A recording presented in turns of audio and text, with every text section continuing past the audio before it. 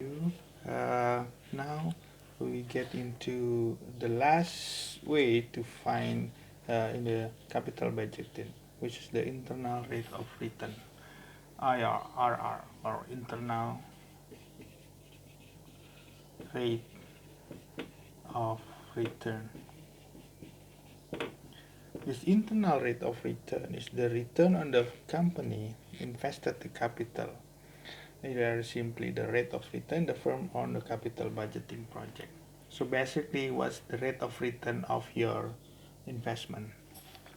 In this example, let's say the company wants to buy another machine, and the initial outlay for, or the price of the machine will be 3,817.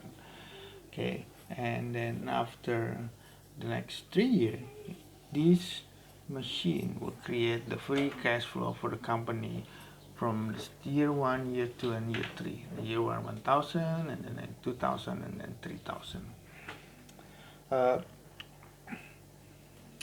In the IRR, it's a little bit complicated to find rather than the net present value, rather than the discounted payback period, and the last one rather than the profitability index. In here, you have to do it using trial and error. Okay, using trial and error, and then you need to find the value that is close to zero. Okay, that is close to zero. I'll show you this.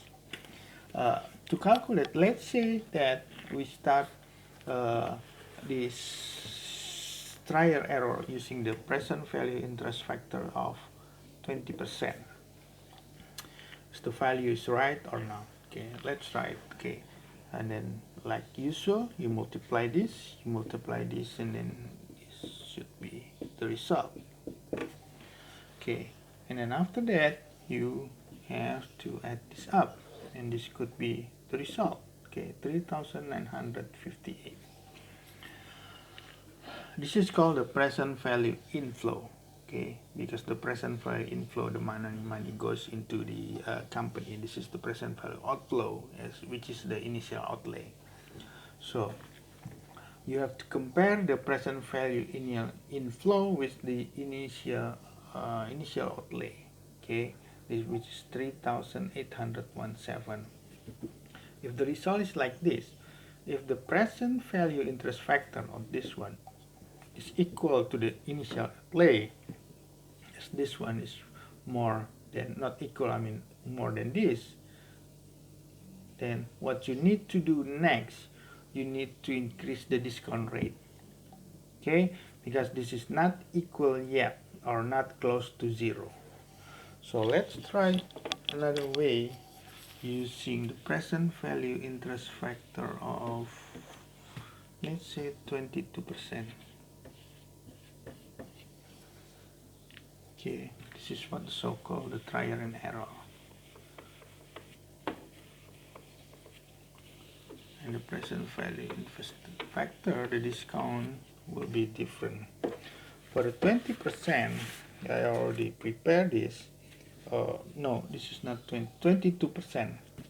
This should be 0.820, and this one is 0.672. You can see it from the table, the present value interest factor, 0.551, and that's equal to 820,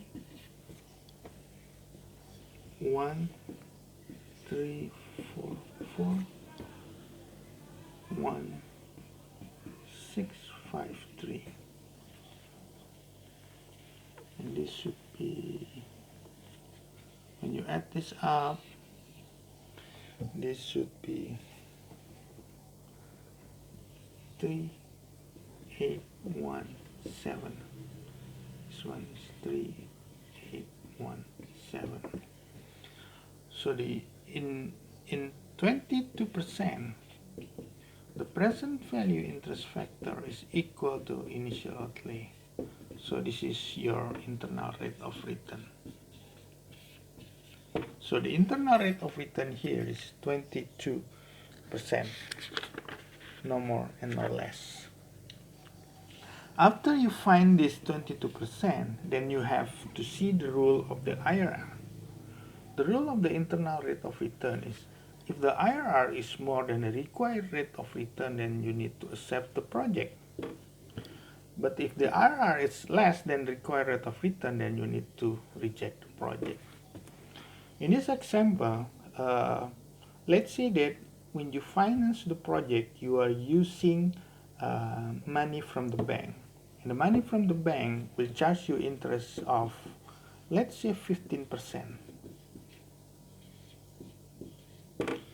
So this 15% will be in an example of required rate of return. So in this case, your IRR,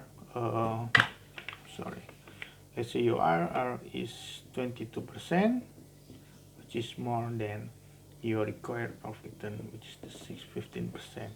In this case, you need to accept